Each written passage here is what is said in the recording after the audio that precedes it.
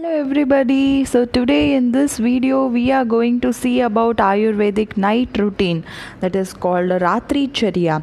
So we are going to discuss this in two parts. One will be the evening routine and one in this video we will be discussing the evening routine, and in the next video we will be discussing about Ayurvedic night routine. Chalo, let's get started. So Ayurveda, as we know, divides the day based on the predominant doshas. So if you see, in the previous video we discussed about the mid morning routine. So the time between 2 p.m. to 6 p.m. post lunch is governed by Vata dosha.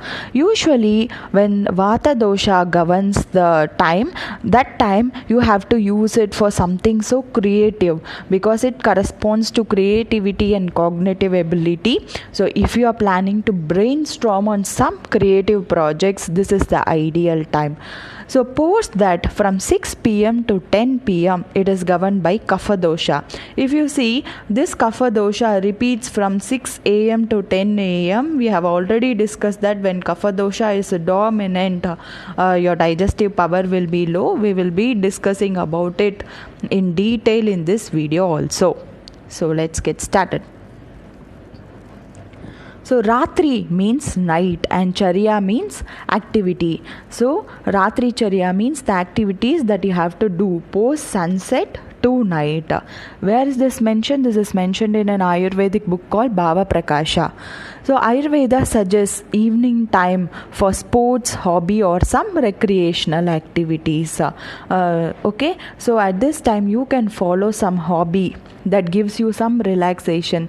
Even a recent brain research says if you follow some hobby every day, if you dedicate some time for that, then in old age you will never have loss of memory or some health issues.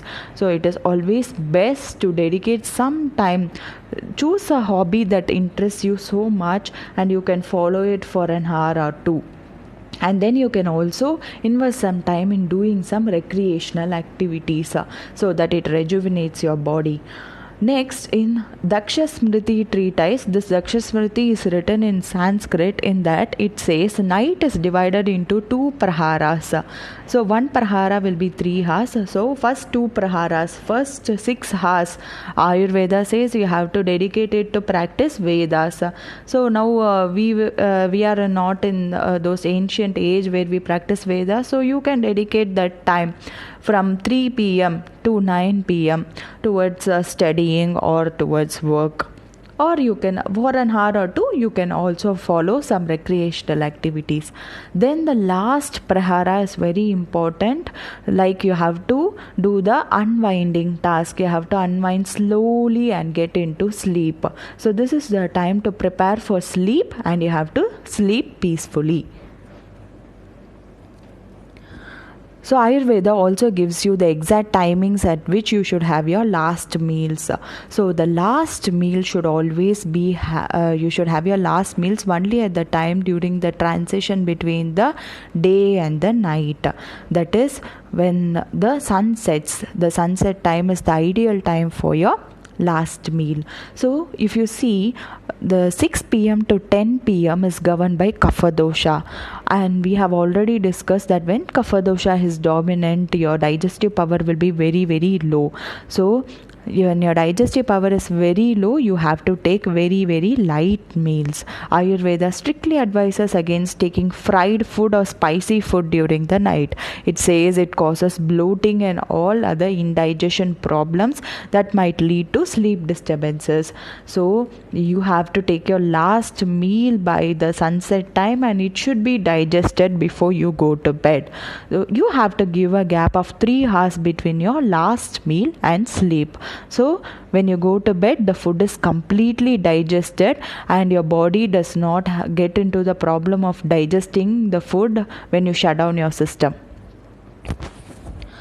So what happens if you sleep immediately? That is what we already discussed. The undigested food will stay in your body, and this will lead to lot of toxins. Like these undigested food will convert into toxins over a period of time.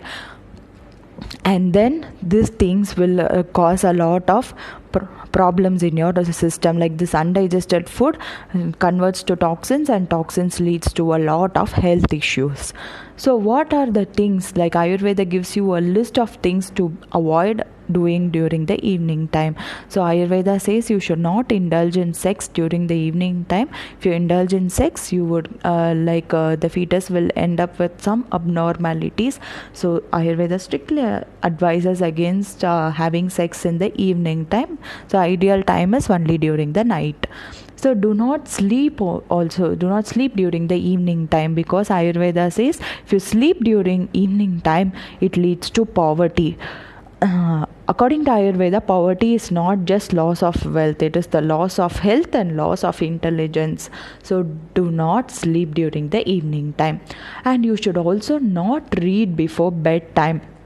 This might be surprising for you, but it is advised to not read before bedtime because it causes some stress to the sense organs. In olden days, like they did not have artificial light, so this might be a problem at that time, because reading in dark leads to a lot of stress to your sense organs. But even in Waldorf system of education, this is followed. Like they say you should not read bedtime stories for children because it causes some stress, like seeing those pictures and everything. It is like too much of stress for the sense organs. As we already saw, we have to unwind, we have to slowly relax our body so that we get into a proper sleep. So it is always not advised to read something before bedtime. And also do not walk long distances. So they say, like in Ayurveda, they say like it causes a lot of fear, might be because of the absence of artificial light also, because if you go walk long distances without light, maybe you might see something, and this fear might not allow you to sleep properly. So it is better advised not to read any book or sleep long distances in the evening time. So next, if you see post dinner, what should I do? Post dinner, take some time to bask yourself in moonlight. So moonlight is very, very good for your health. Especially when you have pitta type of body, moonlight is the best for you. And you might be surprised to know that moon and woman are interrelated. A moon cycle and woman's menstrual cycle is interrelated. If your cycle is aligned, if a woman's cycle is aligned with the moon cycle, then she would get her menstrual cycle on a new moon night. So there are many recent studies which prove this. So it is very, very important to bask yourself in moonlight during the night time. So in the next video, we will be seeing about the rituals to be followed during the night and the sleep timings for according to your body types. So stay tuned. If you like my content, please subscribe to my channel, share it with your friends, and like this video. I will see you in the next video. Until then, bye.